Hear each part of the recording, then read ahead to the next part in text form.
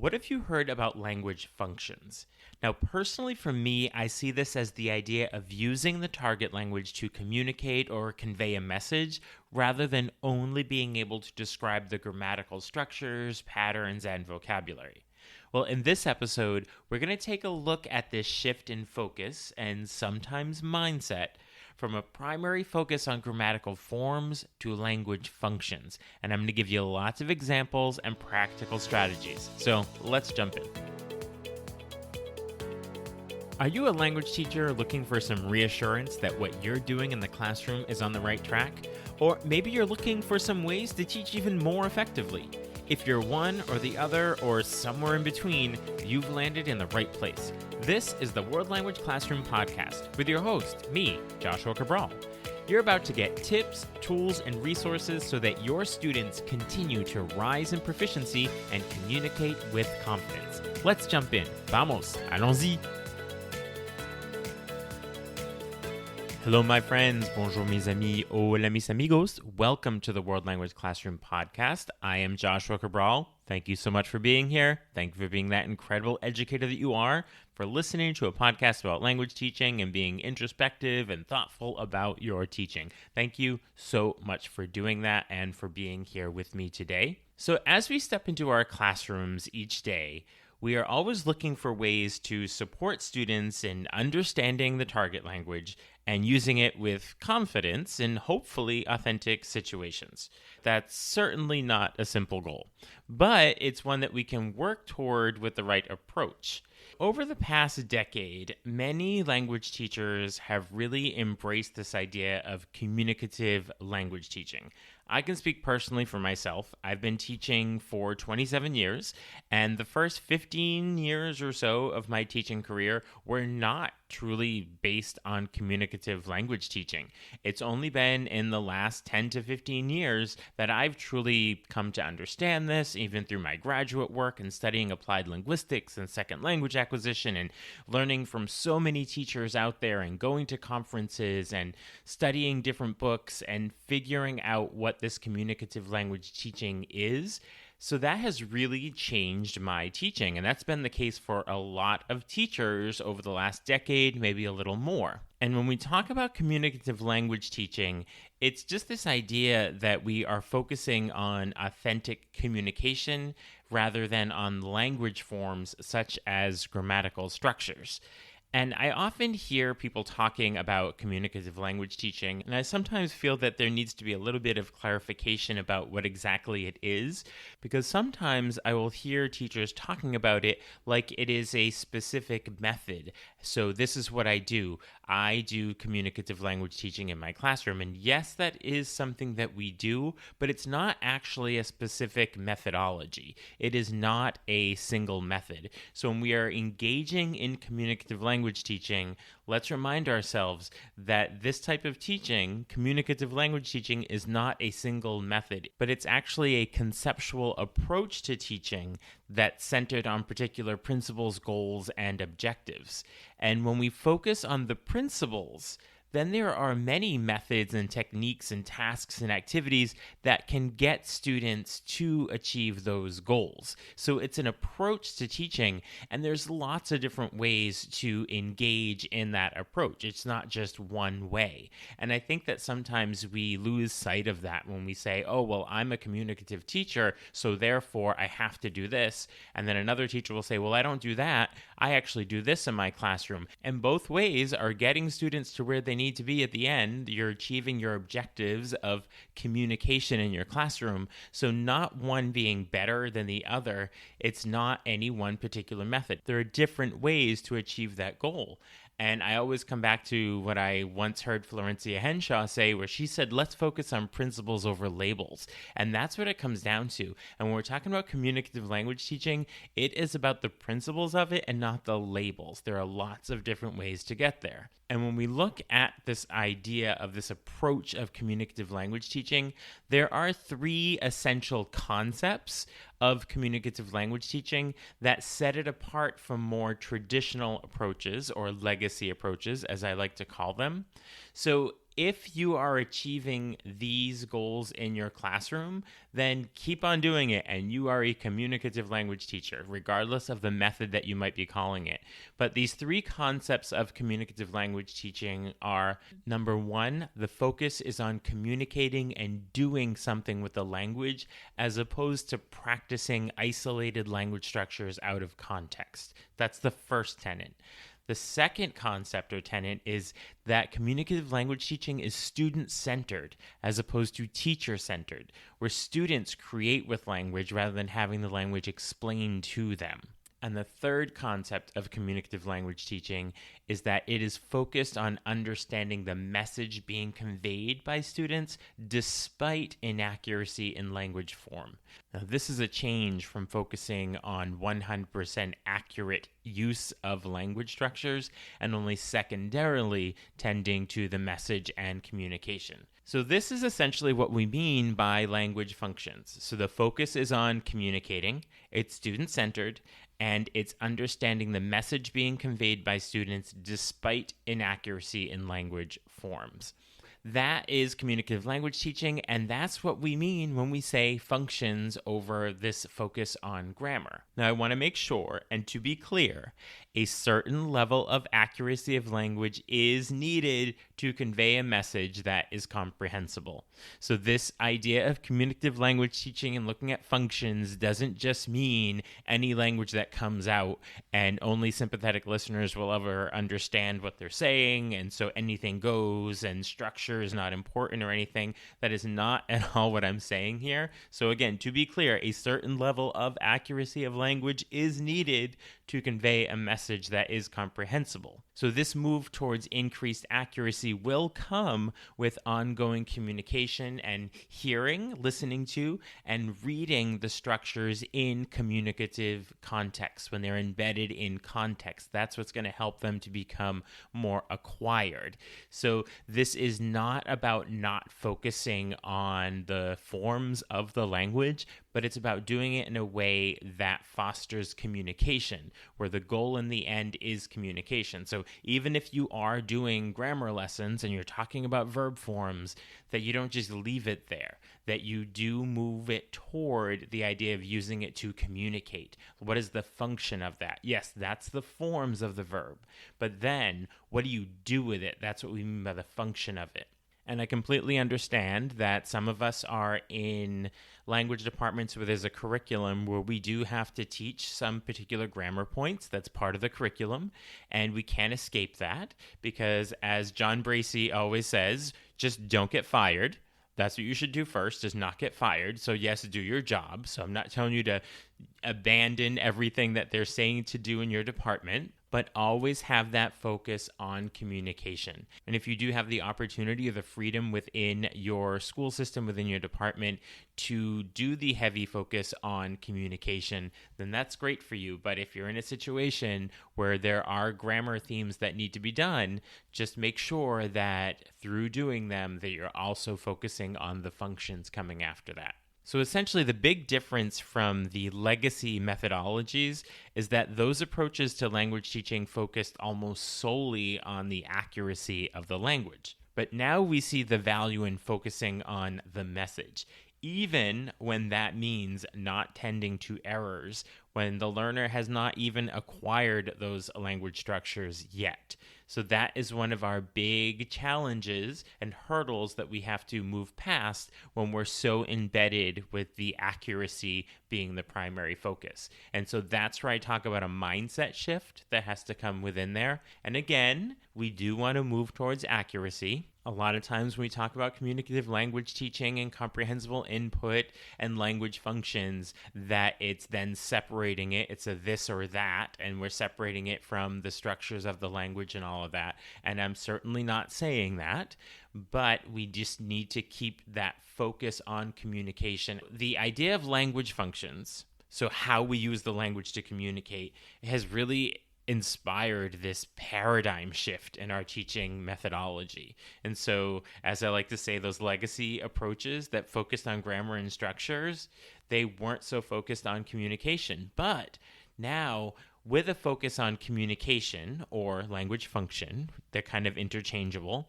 teachers are now embracing a more encompassing strategy, one that focuses on authentic communication.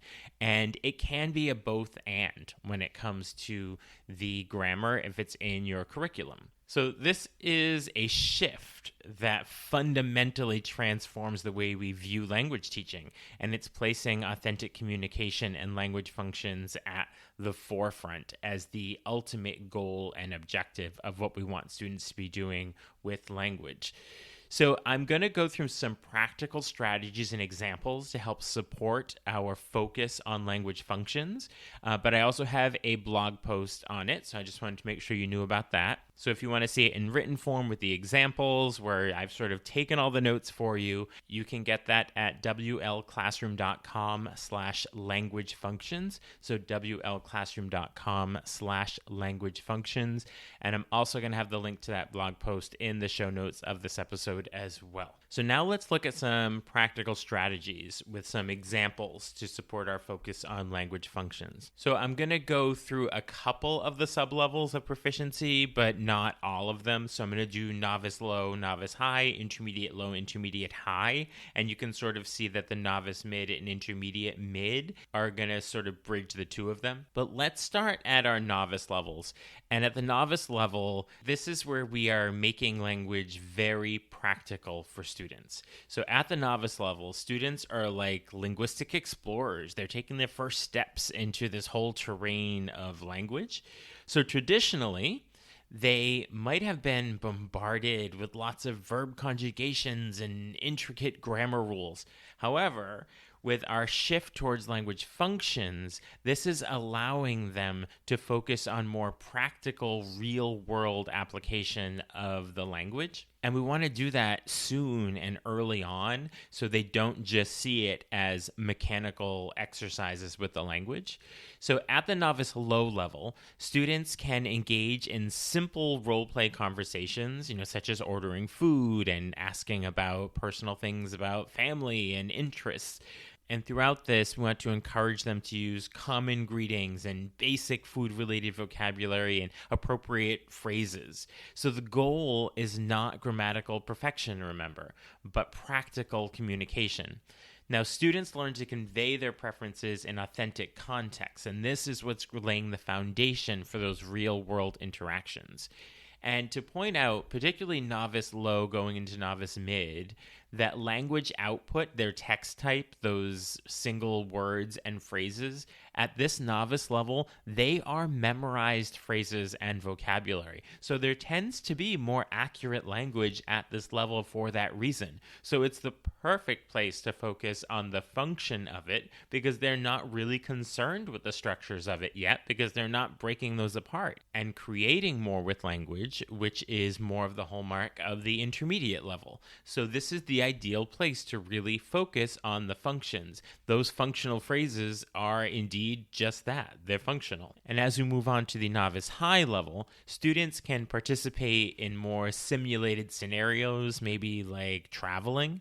So instead of overwhelming them with complex grammar structures, again, the focus is on enabling them to ask for directions, purchase tickets, express basic needs, depending on what the theme of your unit is. But this functional approach helps them to interact confidently during these hypothetical situations, trips, conversations. And then students are then going to understand that language learning is not just about constructing grammatically accurate sentences, but also about using the language effectively to navigate these different situations. Now, again, even though the focus isn't on the grammatically accurate sentences, they do have to have a certain level of accuracy to be understood. So again, I'm not erasing the accuracy from the functions. But even at this novice high level, we're going to have that same text type output of those single words and phrases, more chunked phrases now at the novice high level, but they're going to be memorized phrases that students are swapping out. And so again, they're going to tend to have really accurate language at this level, so it's the ideal place to focus on the functions. Now, as we move to the intermediate levels, we're no longer those explorers with language, they're seeing it for the first time, but now we're really expanding their communication. So, as students progress to the intermediate levels, they're capable of more substantial interactions and also creating language on their own, where they're not relying on those memorized phrases as they did at the novice level. Now, the more legacy approaches might have kept them confined to really rigid sentence structures and limited vocabulary. However, by emphasizing language functions, this is how we can empower students to engage in meaningful conversations and to express their own authentic ideas. And this is where they are going to start creating with language, depending on the prompts that we give them. Now, as they move into the intermediate level, be prepared for inaccuracies as students take risks with creating language. You're going to hear inaccuracies that you didn't hear them say at the novice level because those are memorized phrases where they didn't have to worry about the verb forms or the noun genders or the adjective forms or the measure words or anything like that because it was always embedded in a memorized phrase. But as students start to create on their own, they're not relying on the memorized phrases anymore, and you're going to hear inaccuracies as they take risks and create. And I will just ask you to please applaud and appreciate the leveling up that's happening there. Yes, we want to move toward polishing that up and making it more accurate. But as students are starting to take risks with language, it gets dirty. It gets dirty in the mud. That's what I always tell my students when we get up to the intermediate level, where they start playing in the mud, where they weren't playing in the mud in the novice level. But now it's going to get dirty, and we just have to embrace that. And moving away from that completely accurate language that's always memorized. So applaud when it's happening, but still focus on the functions. So at the very intermediate low level is where we're going to hear a lot of that. But students might explore the function of maybe persuasion or giving opinions. They're using expressions like I think that or in my opinion, but they're articulating their viewpoints. And this is what's going to help them or encourage them to create with language. And they discover that language is a tool for expressing their thoughts and their beliefs more effectively. So particularly at the intermediate low level, it is still useful to have like sentence stems and chat mats that they can use to be supported at this level so that they are not completely creating all the sentences on their own, but they have a sentence stem that they can then add on to. So that might be helpful at that intermediate low level. And those sentence stems and chat mats are going to be what helps to keep the focus on the function and using the language rather than on the grammatical details and specific vocabulary.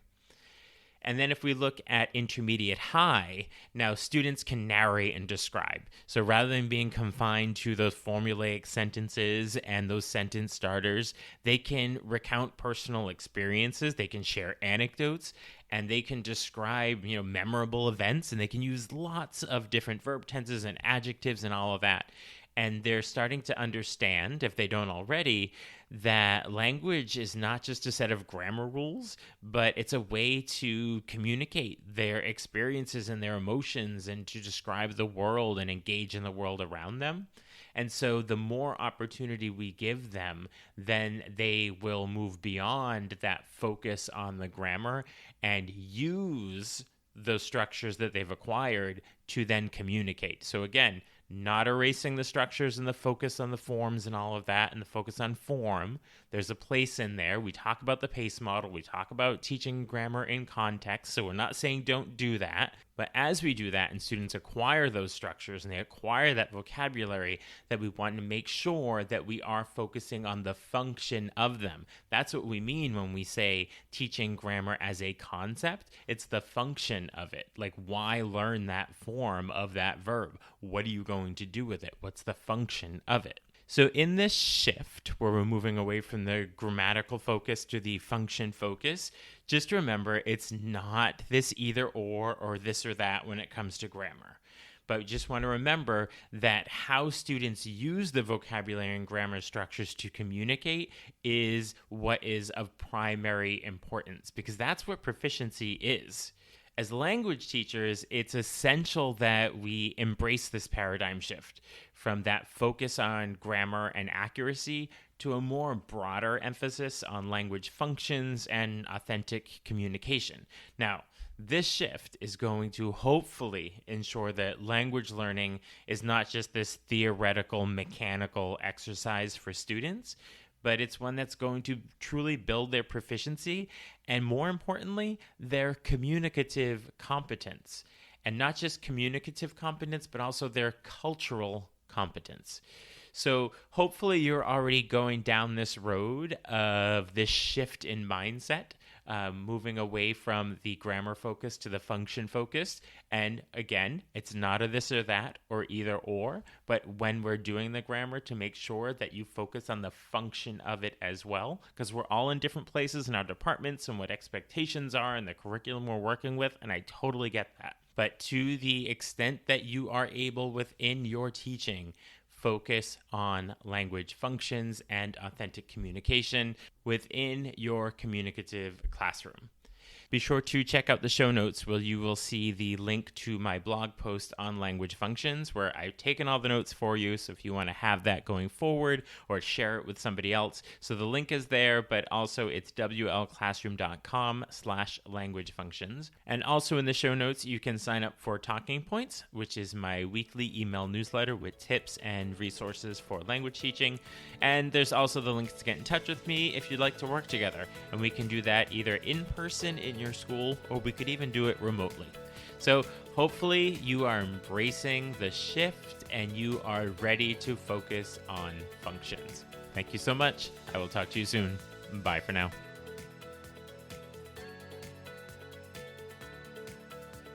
Thank you for listening to the World Language Classroom podcast. Be sure to follow or subscribe wherever you're listening so that you never miss an episode. Let's keep the conversation going on social media. Connect with me on X, aka Twitter, Facebook, and Instagram at WL Classroom. And for even more valuable resources, visit my website, wlclassroom.com, where you'll find over 300 blog posts about language teaching.